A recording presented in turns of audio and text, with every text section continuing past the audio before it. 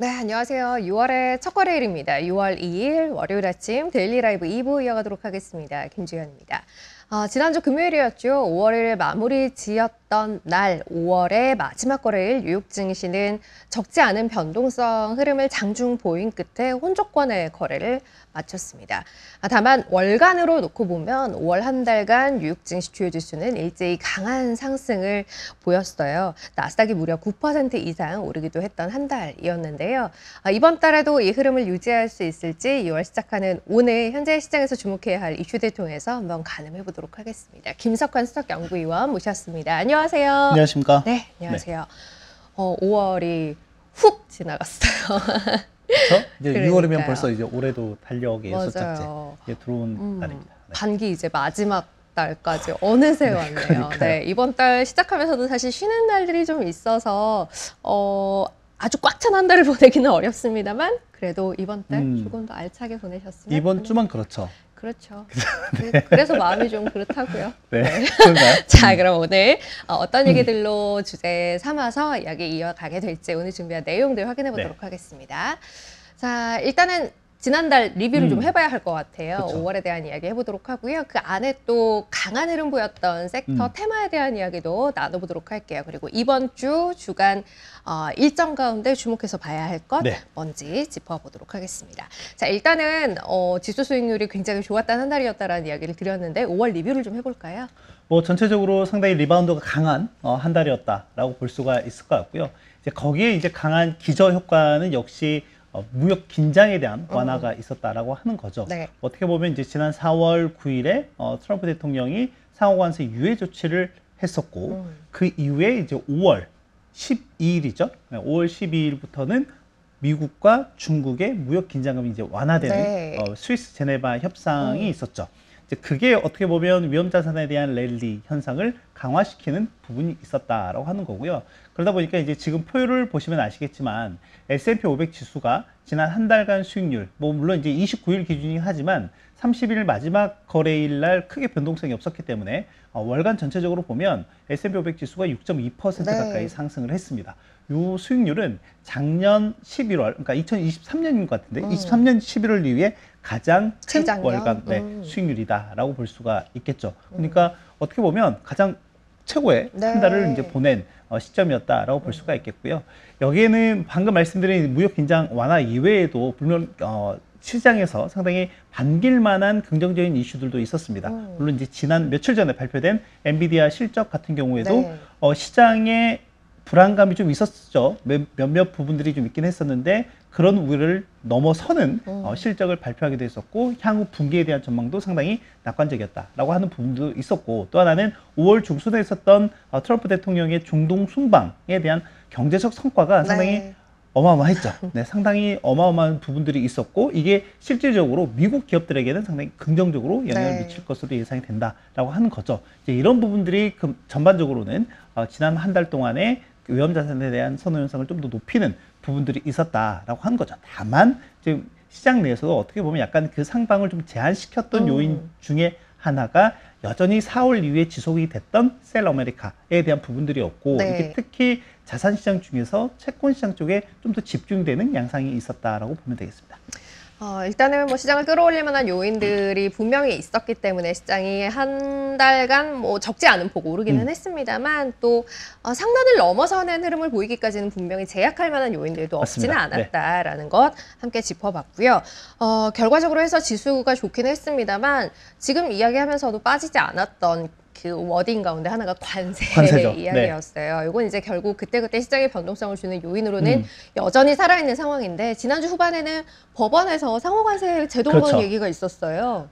이게 좀 이제 복잡해지는 사안인 것 같기는 합니다. 그러니까 이 히스토리를 좀 말씀드리면 트럼프 대통령이 지난 1월 22일에 취임한 이후에 그러니까 우방국이라고 할 수 있는 캐나다와 멕시코 그리고 이제 중국으로 해서 계속해서 이제 관세에 대한 위협들이 있었고 본격적으로 글로벌 전체적으로 그 대상을 확대한 게 지난 4월 2일 상호 관세였죠. 그리고 이 상호 관세의 기저가 되는 법안이 있었거든요. 이제 예전 1910년대에 그 법안이 만들어진 국제 경제 긴급 현합법이 있는데 이거 같은 경우가 이제 적용이 되는 법들이 있고 이제 또 다른 이제 수단들이 좀 있기는 하는데 아무튼 이것과 관련해서 이게 어떻게 보면 이 대통령의 권한을 넘어서, 그러니까 의회가 설정한 이 권한을 벗어난 부분에 대해서 국제무역법원이 일단 제기를 걸었죠. 그러니까 이게 효력이 좀 정지가 되어야 된다라고 얘기를 했고, 이제 트럼프 행정부는 바로 또 항소를 했죠. 네. 항소를 했는데 이 또 항소법원에서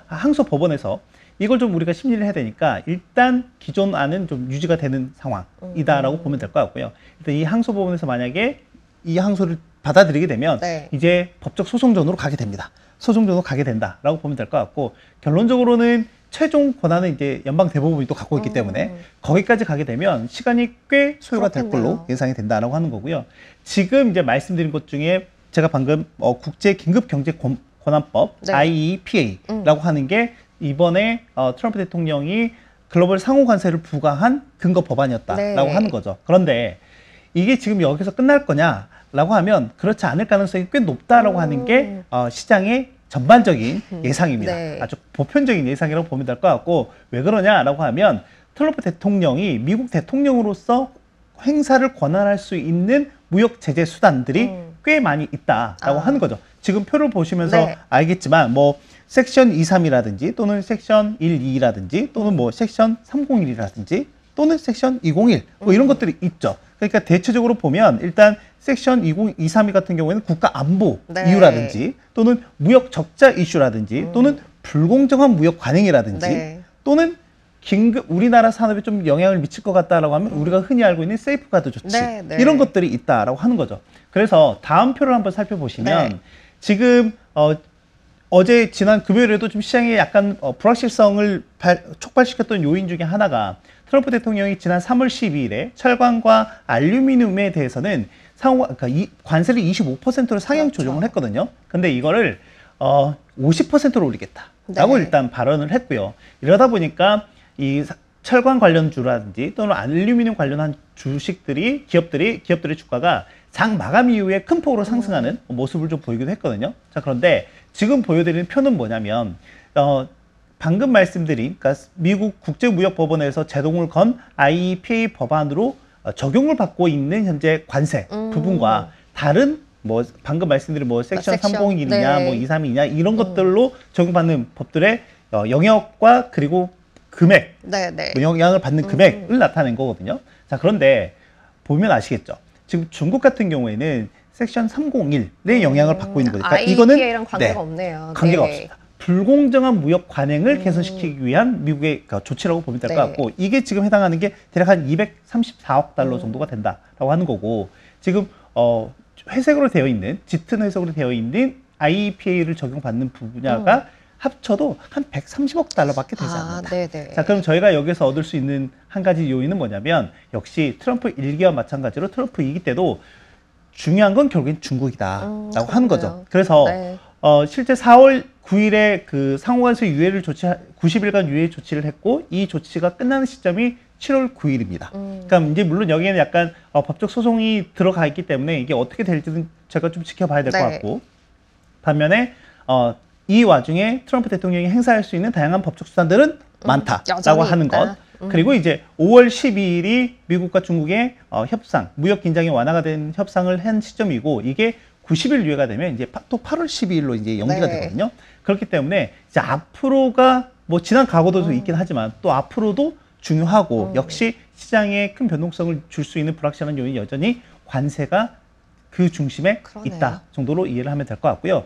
여기에 또 한 가지 덧붙이면, 제가 이제 매월 초 1일 날 우리나라 수출입 동향 데이터가 발표가 네, 되잖아요. 어제 나왔죠. 네, 어제 나왔는데 우리나라 1일 지난 5월 수출 데이터를 보면 전년 동월 대비로 1.4% 감소하는 이제 모습을 보였고요. 방금 여기서 말씀드린 철강 섹터 같은 경우에는 실제 1월부터 4월까지 누적으로만 보면 10% 정도 감소하는 모습을 네. 보였는데, 지난달에도 12% 정도 수출이 감소하는 모습을 좀 보였다라고 하는 거고, 특히 우리나라의 중요한 무역 교역 파트너가 미국과 중국인데 네. 미국과 중국 모두 지난달에는 동일하게 감소하는 모습을 보였다라고 하는 거죠.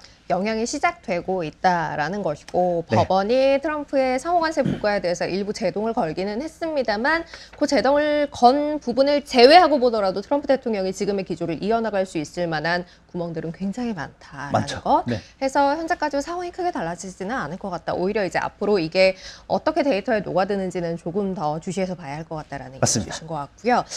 다시 시장 퍼포먼스로 돌아와서 뭐 지수 상승률이 좋기는 했습니다만 또 그 안에 보면 다 같진 않았어요. 그렇죠. 네. 특히 좋은 쪽을 보면 일관성 있는 흐름을 보이는 것 가운데 대표적인 게 원전, 방산 맞습니다. 이런 거 꼽을 네. 수 있을 것 같아요. 이 흐름을 좀 볼까요? 뭐 일단 여기에는 이제 관세에서 벗어나는 정책 수혜가 예상이 되는 섹터군들이다라고 보면 될 것 같고 실제 지난주에 트럼프 대통령이 상당히 중요한 행정명령을 했거든요. 그러니까 그 중에 하나가 이제 원전 산업 부흥을 위한 다양한 조치들을 냈다라고 네. 하는 거죠. 준비한 그림을 통해서 표를 통해서 한번 살펴보시면 알겠지만 총 4개 정도를 발표했는데 이게 어떻게 보면 우리나라에도 약간 간접적인 수혜를 예상을 네. 해볼 수 있다라고 하는 거고 일단 뭐냐면 그동안 이번에 이제 통과한 감세안에서 핵심은 신재생 에너지 그리고 이에 기반이 되는 인플레이션 감축 법안의 혜택을 축소한다라고 하는 부분이었고 이게 우리나라에는 약간 부정적인 네. 피해를 입혔잖아요. 자 그런데 이 원전 같은 경우는 좀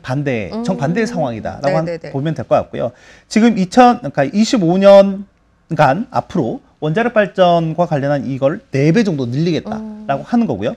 두 번째 같은 경우가 소형 모듈 원자로 얘기가 계속 있거든요. 네. 이거라든지 또 마이크로 원자로를 전격적으로 배치를 하겠다라고 하는 것. 그리고 원전 용량을 2050년까지 이제 앞으로 25년간이죠. 그러니까 100기가에 400기가로 확대하겠다라는 게 그 앞에서 얘기한 부분과 결이 같다라고 하는 거고 그동안에는 이제 국립연구소 외에는 뭐 할 수 없었는데 이 국립연구소 외에도 시험용 원자로나 이런 부분들을 건설한 시범 사업을 좀 빠르게 추진하겠다. 네네. 이런 내용들이었거든요. 이제 이러다 보니까 원전 관련한 기업들의 주가가 요동을 치고 있는 네. 상황인 거죠. 자, 다음 그림이 이제 미국 원전 관련주들의 주가 등락률인데 이제 대표적으로 뭐 오클러라든지 네. 뉴스케일 파워라든지 센트럴스 이런 기업들이 지난 일주일간의 이게 지금 등락입니다. 주간입니다. 네. 월간이 아니라 주간입니다. 주간 상승률이 이렇게 큰 폭으로 상승을 네. 했다라고 하는 거고요. 이제 두 번째는 방금 말씀드린 그 감세안 중에서 대부분 다 규모를 다 줄였는데 줄였는데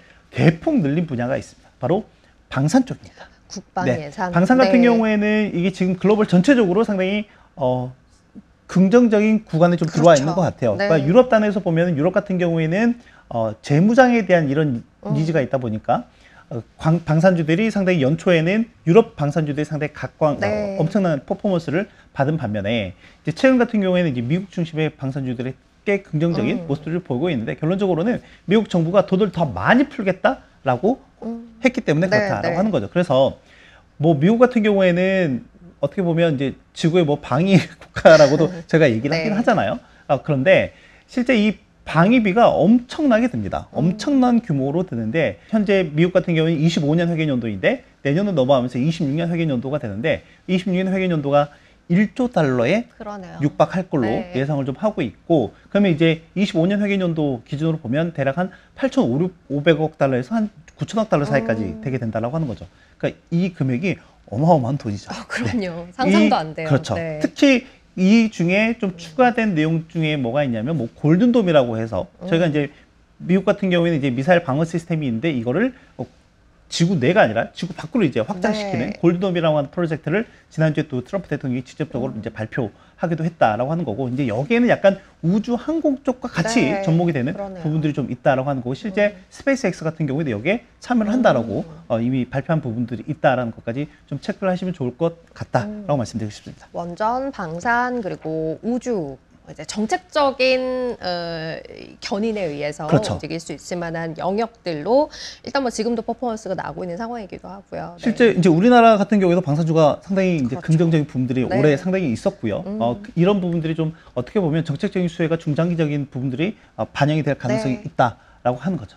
자, 그럼 이제 이번 주 6월 시작하는 주간입니다. 사실 월 초이기 때문에 주목해서 봐야 할 지표들이 적잖이 있는데요. 네. 어떤 일정에 주목하고 계시는지 좀 체크를 해볼까요?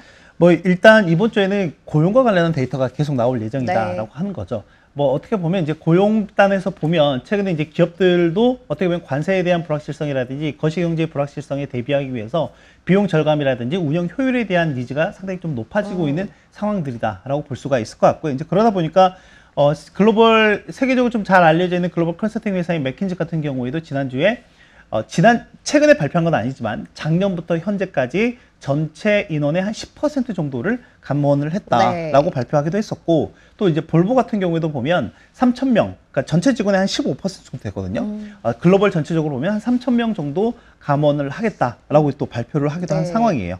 뭐 이러다 보니까 계속해서 이제 기업들이 감원 또는 감축 또는 정리해고 이런 부분들 좀 발표하고 있는 상황들이다라고 볼 수가 있을 것 같고요. 특히 지난주에 발표된 신규 실업수당 청구 건수가 계절 조정 기준으로 보면 24만 건을 이제 기록을 했다라고 네. 하는 거죠. 그런데 제가 이제 과거부터 좀 흐름들을 좀 살펴보면 지금 5월부터 대략 한 7월까지 이 실업수당 청구 건수가 증가하는 구조적 기간입니다. 네. 증가하는 구조적 기간이다 보니까 앞으로 저희가 이제 그 작년 같은 경우에도 작년 24년 8월 한번 되돌아서 기억을 해보시면 7월 고용 데이터가 좀 나빠지면서 실업률이 4.4%를 네. 당시 기준으로 상승하면서 약간 경기에 대한 우려가 커진 그랬죠. 시점들이었었거든요.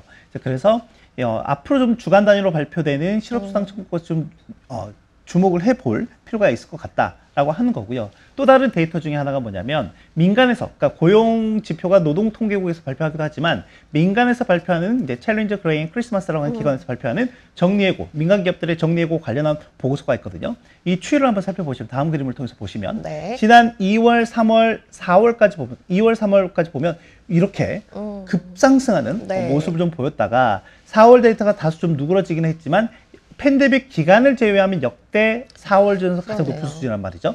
그러니까 여전히 기업들이 고용 시장에서 보면 약간은 위축되고 있는 모습도 좀 있다라고 하는 거죠. 아직 시장이나 또는 뭐 중앙은행에서 걱정할 만한 정도의 고용 악화 상황이 나타나고 있지는 않습니다. 여전히 연준 위원들은 미국 노동시장이 균형에 이르렀다라고 얘기를 하고 있어요. 그런데 이제 딱 저희가 그 팬데믹 기간 동안에 이제 고용 시장의 언밸런스한 부분이 이제 균형에 와 있는 상황이고, 이게 어떤 데이터를 통해서 저희가 또 확인을 해볼 수 있냐면 이직자가 얼마만큼 늘어나고 있느냐, 네. 또는 이직자가 얼마만큼의 임금 인상을 원하느냐, 이런 수치들이 있거든요. 이제는 더 원하지 않습니다. 아, 그래요. 네, 이제는 현 시장에 더 머물러 있으려고 하는 그런 니즈가 더 많은 상황이다라고 하는 거죠. 그렇기 때문에 이번 주에는 좀 고용과 관련한 데이터를 좀 더 눈여겨보시면 좋을 것 같고, 실제 이 고용과 관련한 데이터가 저는 앞으로는 좀 물가 데이터보다는 당분간은 물가 데이터보다는 고용 데이터가 더 중요할 것 같고, 이게 실물 경기에 좀 바로미터가 될 네, 가능성이 네. 높다라고 생각을 하고 있습니다.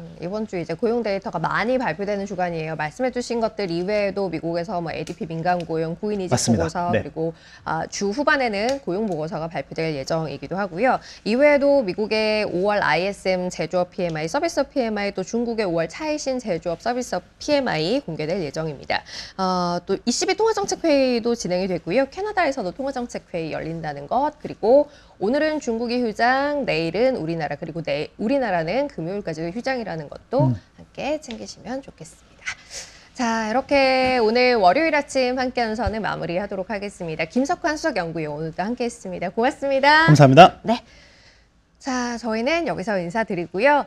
새로운 한 달 힘찬 출발하시길 바랍니다. 다음 시간 뵙겠습니다. 고맙습니다.